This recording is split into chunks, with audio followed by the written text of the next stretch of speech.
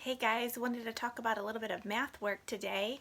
I have a grid like this that I would have been getting out in our math centers here not too long ago. I don't recall if I ever did get it out or not for us or yet this year.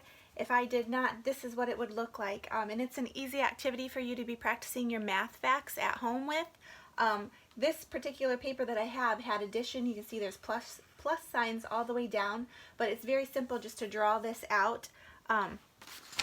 Just make some boxes on any piece of paper, and you can have your student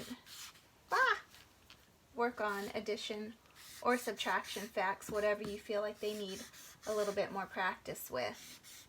So this is what I would do. And like I've shown you before, you could do the first one and then they could do the other ones, and then you could just turn it into subtraction if you needed to do that with the minus sign. So all you would need then is the piece of paper, your dice or your Mod Podge dice like I have, roll it. I'm not sure if you can see that or not. Sorry, might just have to tilt it down for now. So roll it. I landed on a 5. So I would do 5. And then you wouldn't be able to use 6, obviously, so you might have to, I got a fuzzy on me, just tell them no 6s after that, because you don't want them to roll a larger number than what they started with. And then I ended on 2, so then their subtraction problem would be 5 minus 2, and they'd need to do the math for that. So just really make sure once they roll for their first number, just tell them no matter what after that, it cannot be a 6 for the second number when you're doing subtraction, simply because you cannot take a larger number away from a smaller number.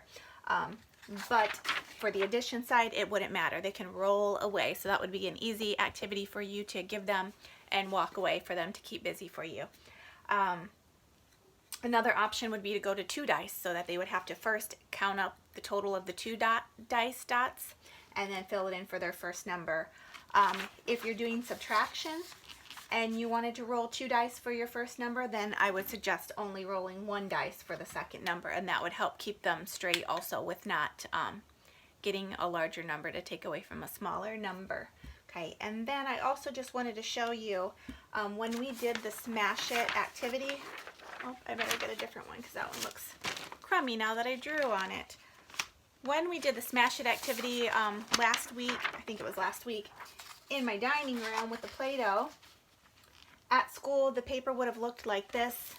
At school, they would have had these flashcards, okay? So, I have these grids where they could do this activity on their own. Number 1 would match to this problem, so then they would pull out this card, and it would say 5 minus 3. They would have to write it in there, 5 minus 3 equals, and then they'd also have to write what they solved after they smashed out the Play-Doh. So, I am going to take a picture of this, post it on the page. So I know some of you have printing capabilities so that you could print it off if you choose to, or you can just draw it out real quick. And then I'll show you what my problems are, 1 through 12 also. So you could even make up your own little cards on those little ones that I sent home in their last take-home pack. And again, if you don't have these, regular paper or anything would work also. And so when we did it this way, we didn't even, we didn't have to stop and think up subtraction problems, because then they would just look at these cards. I was thinking we used a dice for this, but we didn't.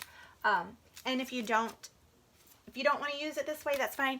Just using their subtraction flashcards that we sent home, or even making some new ones and just playing with Play-Doh that way also is another good exercise for practice. So just wanted to give you a couple of more things to utilize with practicing your addition and subtraction facts at home.